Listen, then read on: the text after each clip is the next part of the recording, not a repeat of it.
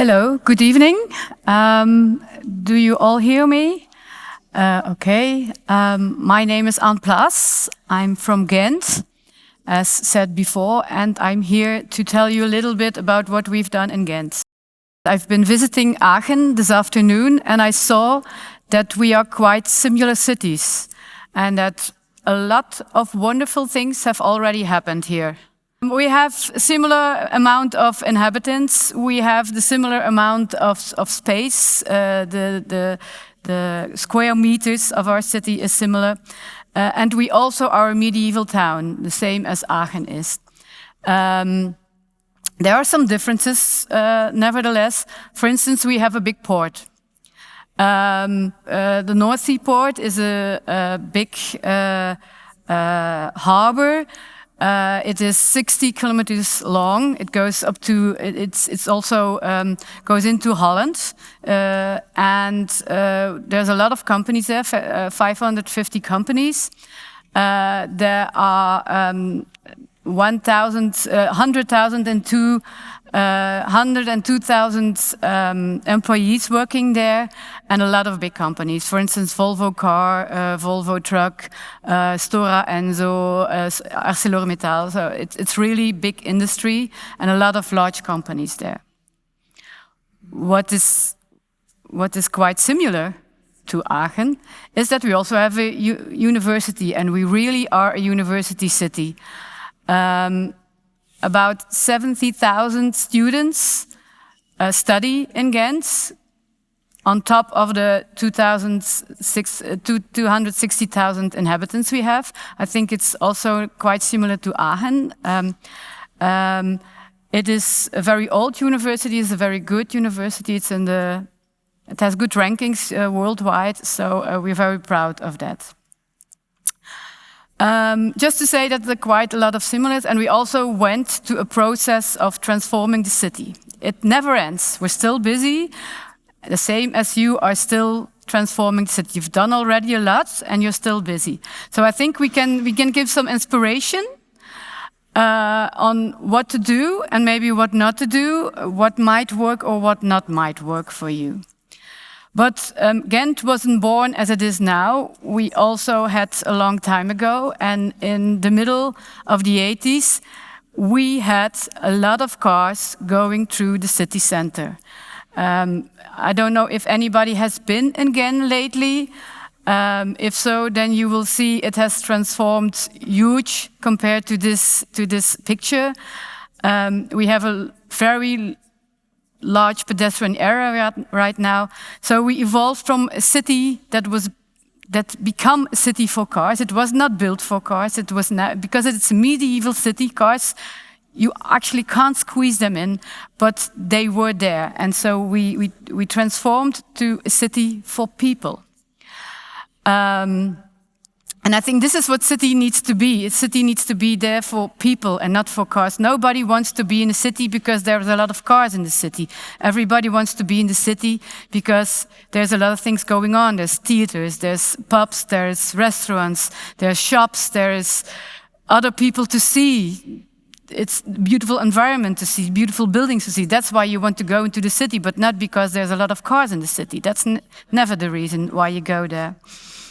And why do you want to be a city for people? Because that's the main reason that you are a city. You're there for people, and have less cars also means have a better quality of life in your city.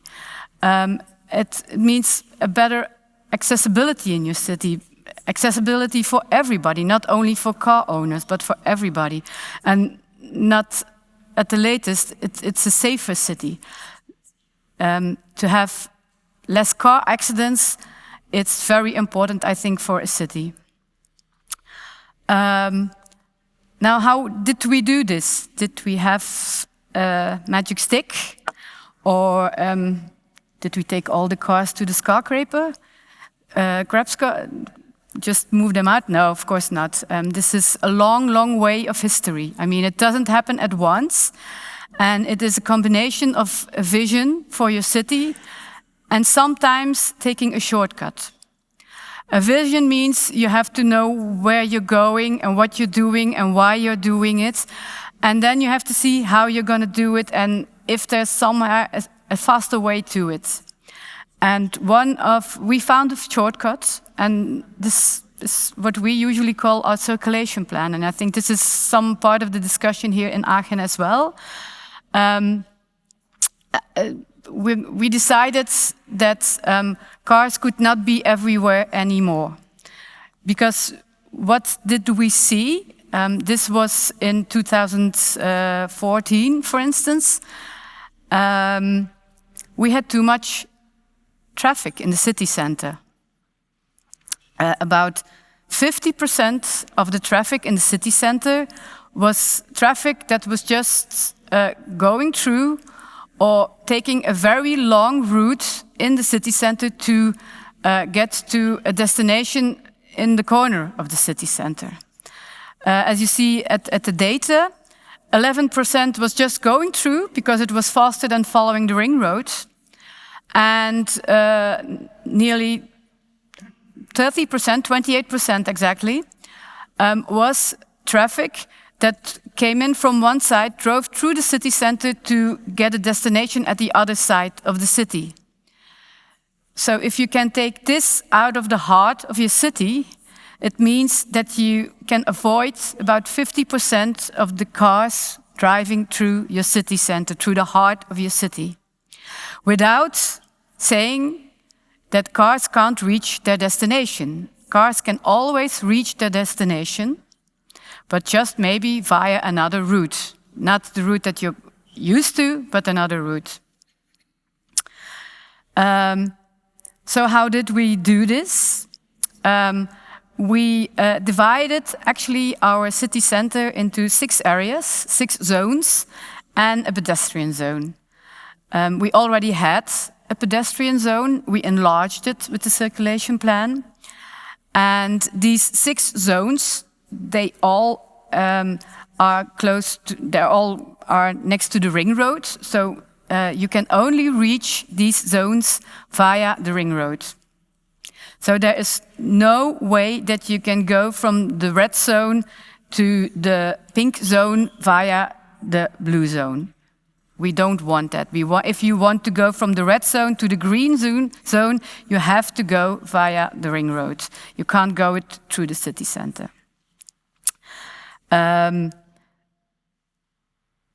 This wasn't easy because, and I've put some examples of through traffic or semi-through traffic on this chart, but we had 5, 6 of these routes through the city center. This is how people were used to drive, and now they had to use the ring road. So it wasn't an easy process, and there was a lot of debate about it. Now, how did we manage this? We managed this by using some tools, because if you wanted to do it very perfectly, then we should rebuild streets. A lot of building to do, and it takes too much time. So we did it with plants and benches, and this is very important because if you take out traffic, if you take out cars, I think it is important to show what the room that you create, what could be the alternative of the room. So don't have empty roads there, but make clear what the use of these empty roads could be. So we did it with plants, with benches, with extra parking places for cycling, for bicycles. We used also blocks and paints and bollards to make clear what we want streets to look like. And also, and I think this is a bit different than the situation here in Aachen, we also used ANPR cameras. So this is automatic number plate recognition cameras. And this means that they photograph number plates.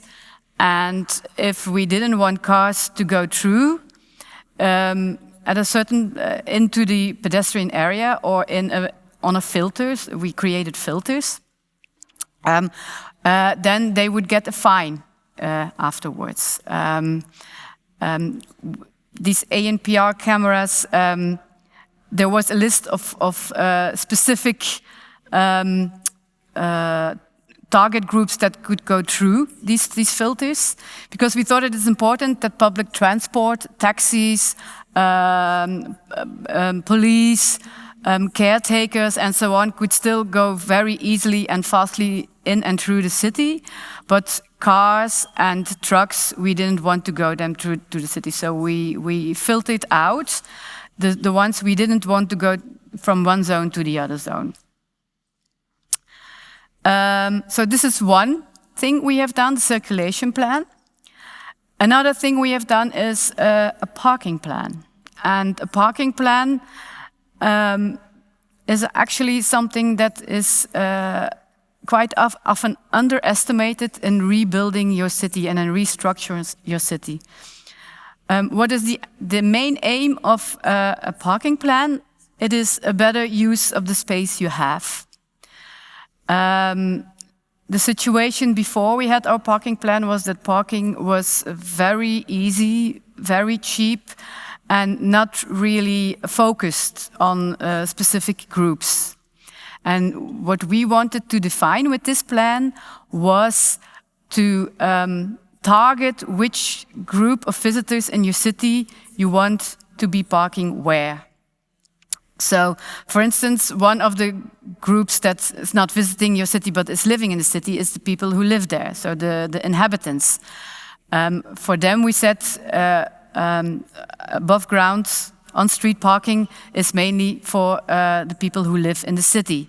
And if you just need to be somewhere for a very, very short time, for like half an hour, maximum an hour, then you can park on street.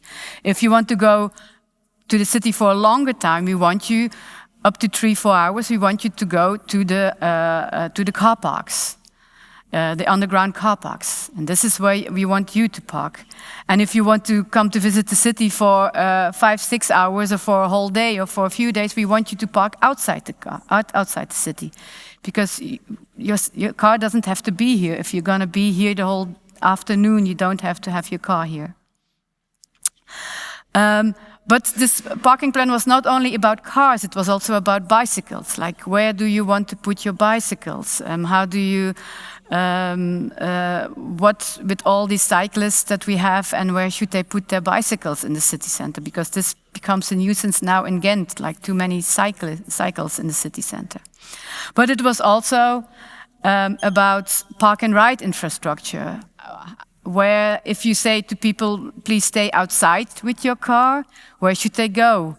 What is there? Where are the locations? How do you go there? And what are the means of transport afterwards into the city center? So we built also some park and ride infrastructure. But again, building infrastructure takes a very long time. This is a plan of 2014. This park and ride has been finished this year, so it does take a long time, because you need to think it over, and you need to debate with the citizens. You need to have good planning initiatives. You have to coordinate with so many different governmental levels that it takes a long time to make a very good and nice building, but it takes a long time. The parking plan was also about spatial planning standards.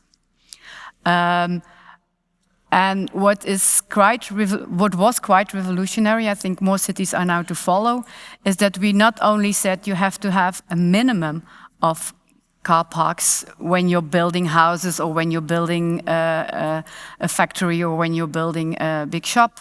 We also have a maximum. So we're not saying you have to build at least one car park per living unit. It's actually lower than one, but it's also a maximum, so not more. It's quite often not more than one. In the city center, for instance, is 0.6 parking places per living unit.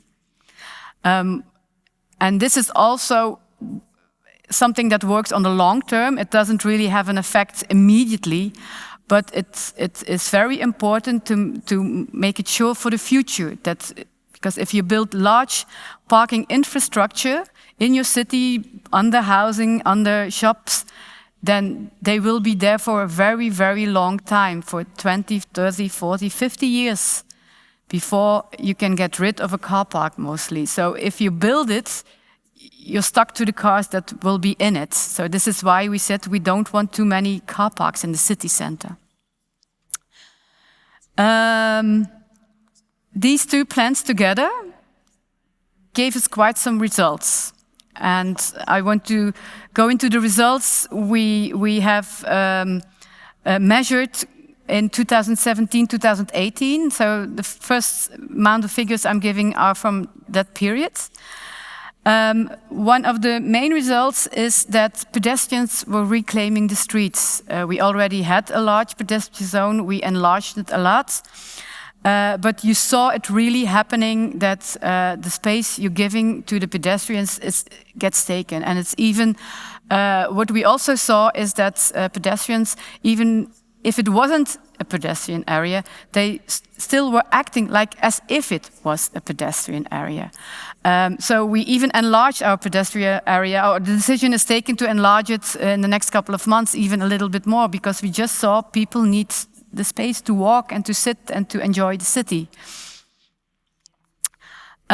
We created a lot more space for bicycles. I will show you what the modal split is in Gent at the end.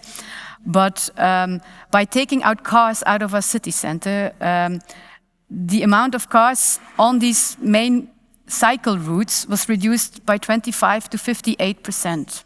It depends on which road, but it was a big change. We didn't need to make a lot of bicycle infrastructure just because we took the cars out. And then you have a lot of space for your bicycles. And it also created a much more comfortable feeling for the pedestrians.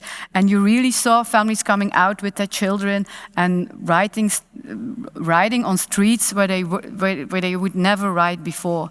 So you don't need infrastructure if you just take out the cars, actually. We had about 30% more cyclists after the circulation plan within a year time. Our public transport got a lot more faster and more punctual.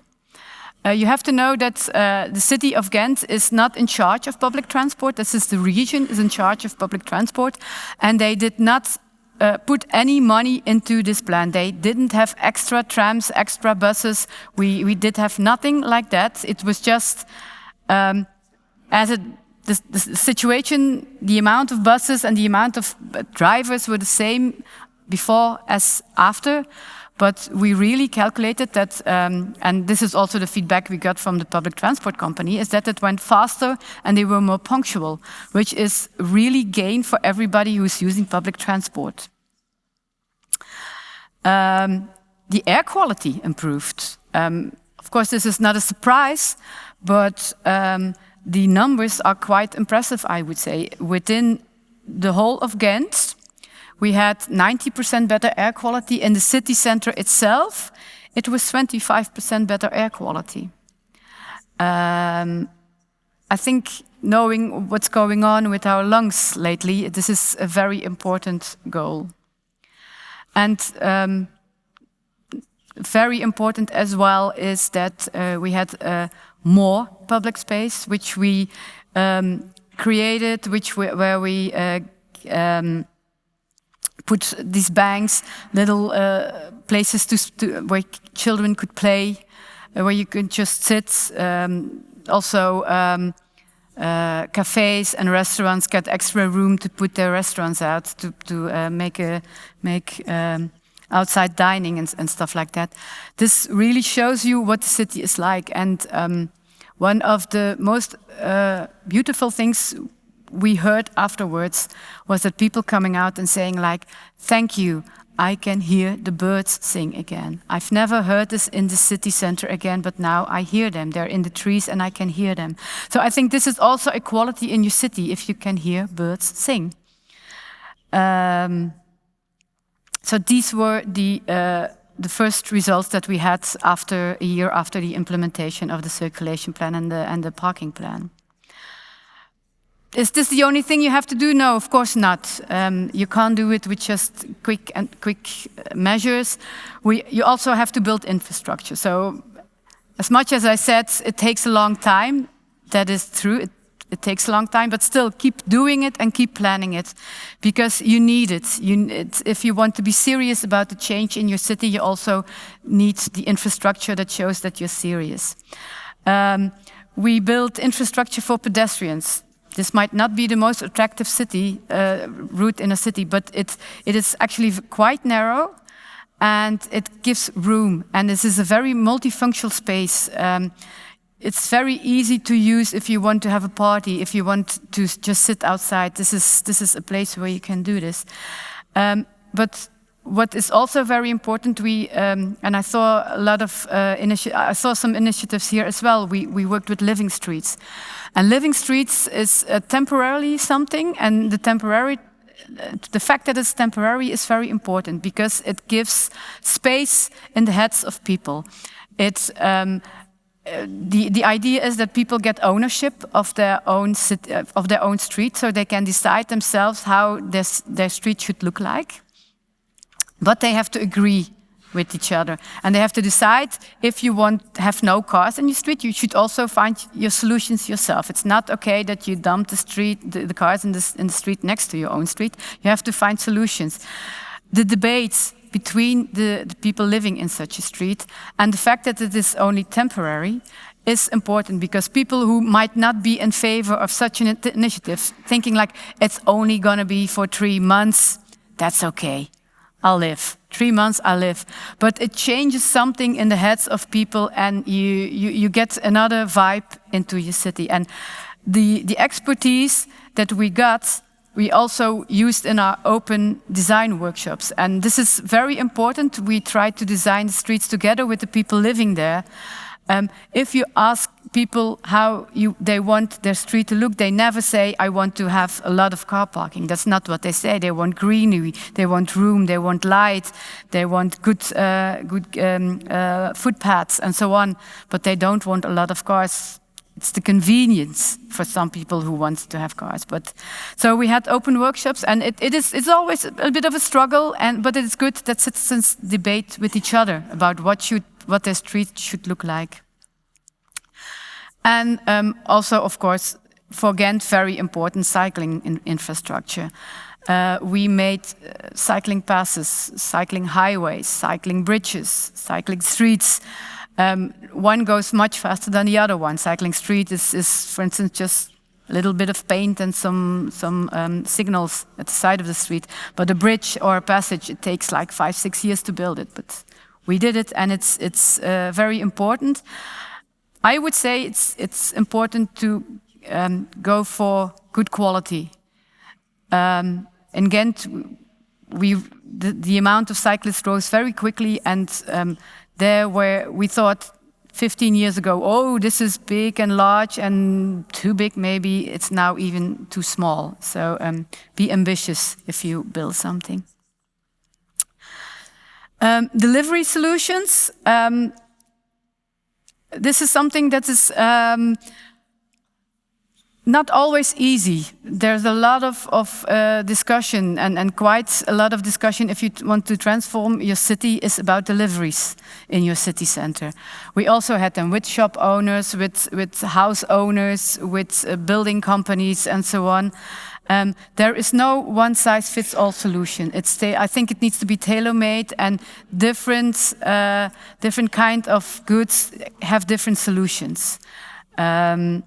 For instance, construction logistics is always very difficult because it's very large, it's very heavy, and it's always in one certain place. Of course, we have a lot of water in our city center, so we try to use this as much as we can, but you can't use it for every building site. But as I said, it needs to be tailor-made. Meanwhile, while all doing this, take care of the vulnerable. I think this is a very important message I want to give here. There's a lot of vulnerable people in your city. People who have handicaps, people who are little, people who are poor. You all need to take care of them. For instance, what we do is give free public transport for kids. Up to 15 years old, they can use the public transport for free. This is make sure that they can get everywhere where they want to get is one side of it. The other side of it is also they really learn how to use the public transport. It's also an educational program. The schools go on their trips with the public transport. They don't have a bus hired or something. They go with public transport to their trips. We had very poor public transport after 11 o'clock at the evening. So as a city, we invested in buses after this hour. So the young people who going out or people going to a theater or to a concert still would get home by public transport afterwards. And we also have free shuttles to the park and rides into the city center, just to make it easier for some people to get into the city center. Car sharing is also something that we're quite proud of. In 2013, we said, okay, let's have 20,000 car sharers by 2020. It was mostly a slogan. It's something that sounded good, and we thought like, okay, this is what we're going to pitch now, and this is what we work for. We thought it was impossible to get there, and we didn't quite get it, but the fact that you have like an aim to work for is very important, and it got something rolling. We created a lot of financial incentives, parking incentives, so people using a car sharing car can park everywhere for free. So this is also part of the parking plan. It's a very important one to get people get rid of their cars and go into a car sharing organization.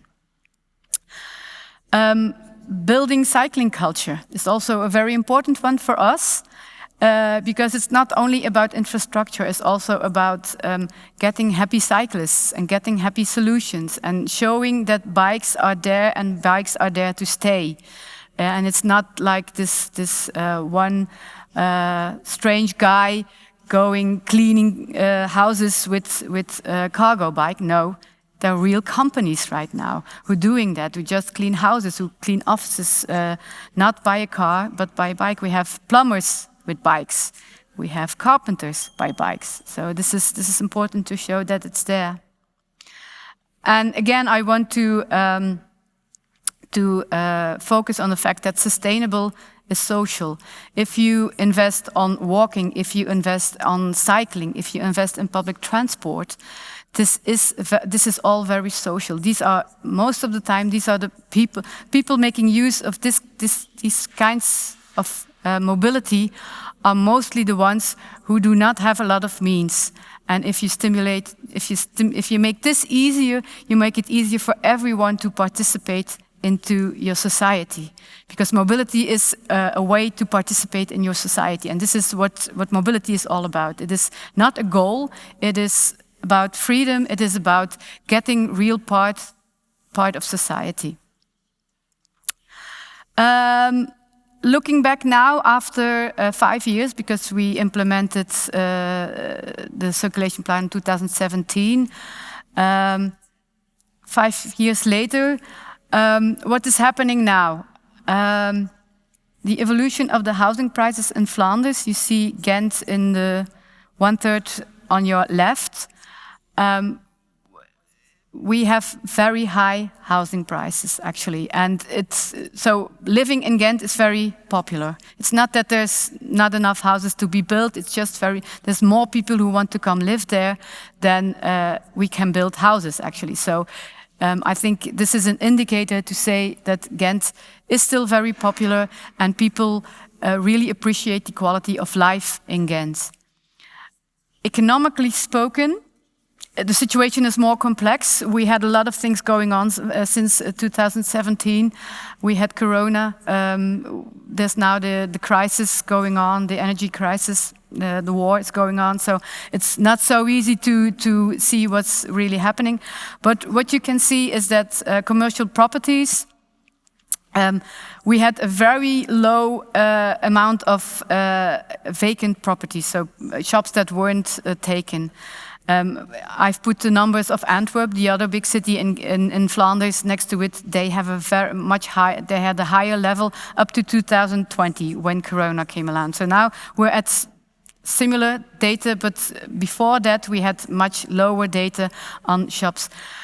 If you look at the retail floor space per 100 inhabitants, we have a lot more retail floor than Antwerp has, for instance. Oh, it has gone. Okay, there it is again.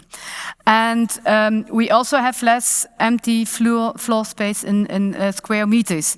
So 5 years after the circulation plan, there is no indication whatever that the economical side suffered from the circulation plan. I think if there was some suffering, it might be Corona, it might be the crisis that's going on right now, but it's not through the circulation plan. Was everything as it was before, shop-wise? No, it wasn't, because I think the circulation plan speeded up some processes that were already there. People who were thinking about retirement maybe went 1 or 2 years early on retirement. People who were thinking about transforming their shops did it maybe a little bit faster. There was also, but I think that was global. The internet sales went up quite spectacularly the last 5, 6 years. So this is also something we feel in Ghent, but it's not that the circulation plan was like the big change maker. What we do see is that cafes and restaurants really increased a lot. So we have much more restaurants, cafes, and so on. Recent figures, actually, within the city center, so that is this ring route, we have now, if you look to children, 50% of all children do their journeys by bicycle and 20% by foot. So that means 70% of the children do not do it by car or bus. I think this is really important to see how independent they can be then. If you can do it by bicycle or by foot, it doesn't mean that you always go alone, but it is very important for your independency. We also did ask some questions to the people, like, do you think Ghent is more pleasant to live in since there are the car-free areas? And 61% of the people living in Ghent, the whole of Ghent, so not only within the ring road, but also the surroundings, 61% said yes.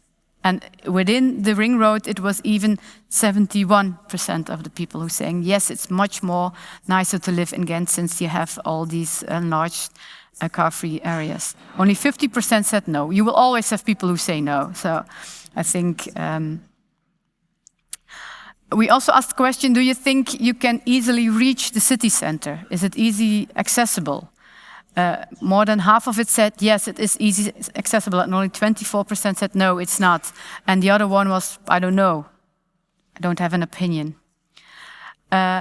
We also asked the question, do you think your neighborhood is easy accessible by car? And 67% said, yes, we are easy accessible by car. If we would have asked this question on beforehand, before we did the circulation plan, people would have said, no, we're not accessible. We have to. It has to be so far. But people get used to it, and then after a while, you change your mindset. So I think these are very important figures as well. I already talked about our modal split. It's different, but not so different after all, is Aachen. In 2012, we had 50% of all journeys were done by car. In 2018, it was 39%, so this was quite a shift. The shift has mostly gone towards cycling in Ghent.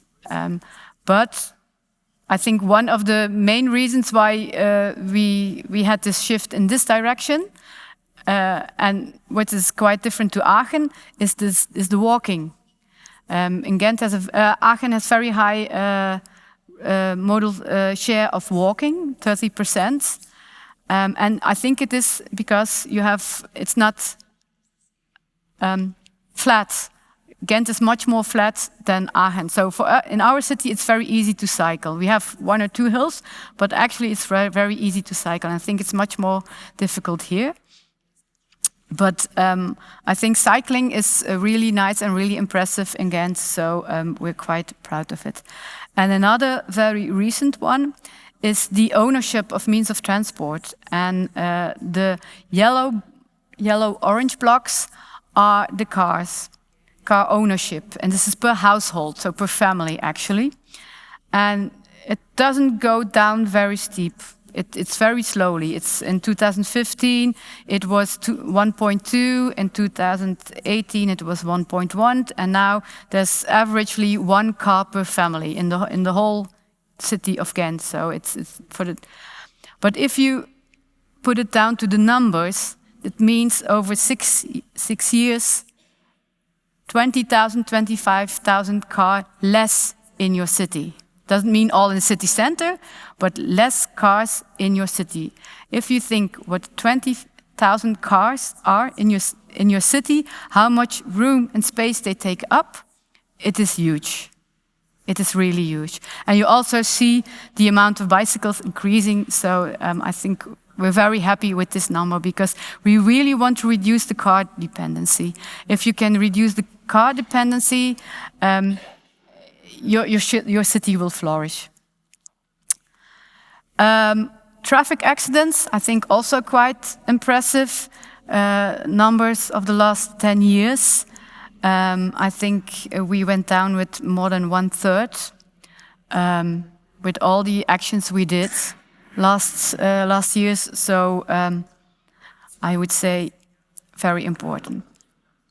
One last message I want to give to you is there are always excuses for not doing something. Infrastructure might not be perfect. Your public transport will not be perfect. There are always people against it. There's some parts that you won't control. And if it's very easy to use this excuse and say, oh, we'll do it 2 years later. Or first, this park and ride infrastructure needs to be perfect, and we have to even have more buses. But waiting for everything to be installed and waiting for the perfect composition of all the criteria is actually a reason to do nothing. And I think it's better just to start with it, do whatever you can, go on, and I think you're already doing quite a lot. I was quite impressed today about the city of Aachen. I think you're on a good way. I think we can learn some things from Aachen. I was very interested, and I think it's very good. So please go forward with it, go forward with your plans, and get the action going. Thank you very much.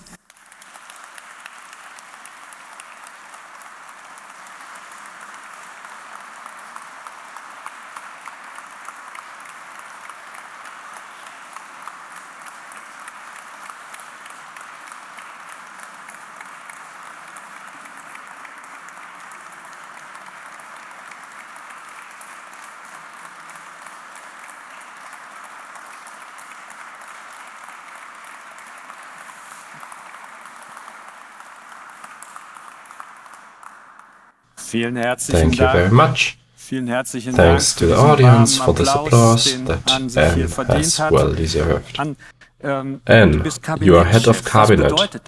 What does that actually mean?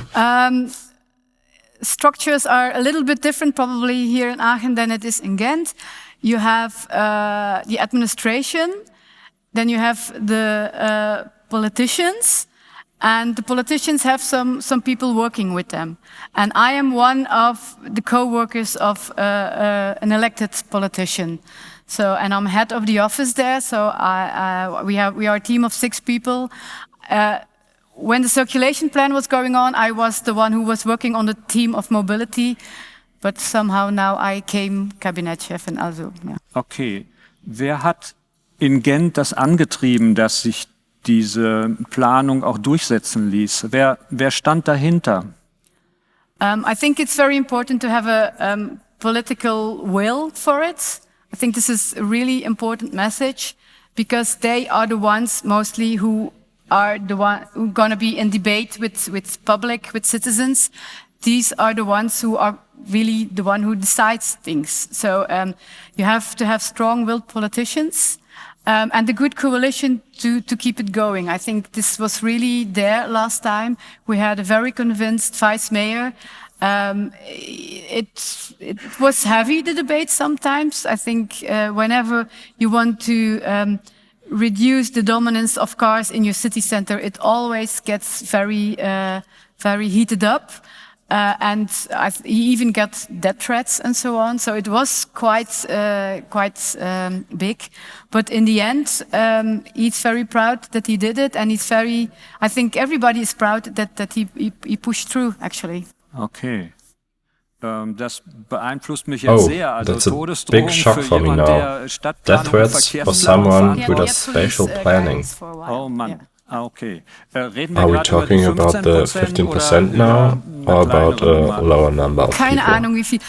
What was very clear also, so we had a special date that we did the circulation plan. It was the 3rd of April in 2017. And it was in the weekend we changed everything, so it was like really exciting.